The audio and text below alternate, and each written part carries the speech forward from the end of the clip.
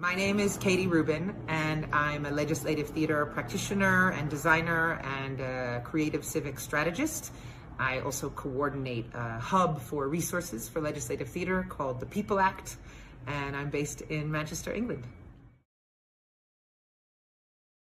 Legislative theater is a participatory policymaking tool that sits alongside many other fantastic tools like citizens' assemblies and participatory budgeting. Sometimes policymakers don't really understand the nuance of how policies are impacting people. And from seeing the story, we start to have a shared understandings.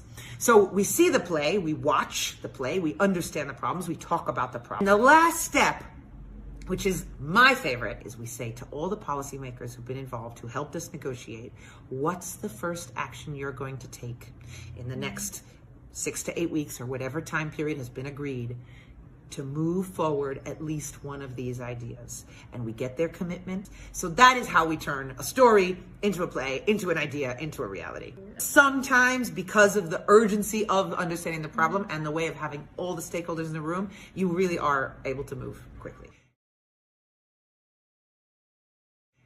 Basic shared understanding of the problem. We're not moving forward until we agree that we are working on the same problem. And I think that happens far too not often enough, right? It just doesn't happen often enough that we start with a shared understanding of the problem.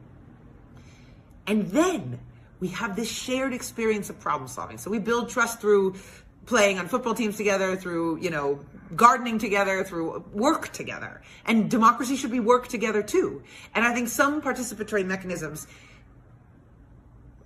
purposefully keep the policymakers and the citizens apart. We, the community, are taking a risk every day by living with these problems. We're taking a risk by telling us stories in this way. We're taking a risk by expressing ourselves aesthetically, emotionally. The policymakers are taking a risk to try to do something outside the bureaucracy, outside the rules. They're taking a risk by making commitments at the end. And when we see each other taking shared risks, which I would attest can more easily happen in a space of fun and play than in a space of seriousness and tension or kind of formality, right? We can take risks in an environment of informality and play and laughter.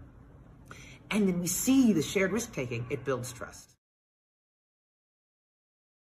There's lots of different kind of ways to do legislative theater. There's not sort of one recommended number of hours to work or sort of, process. You certainly want enough time to build community, enough time to articulate the problem, and enough time to kind of do the research you need to do and get the right stakeholders in the room to make the change.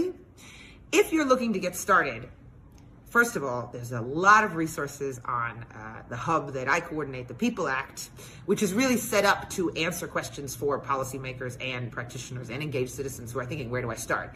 So there's toolkits, there's the People-Powered Participation Playbook, which has a whole interactive playbook asking you questions about what's your problem, who's your community, what's your role, what's the kind of policy outcome you're looking for. So there's a lot of resources there.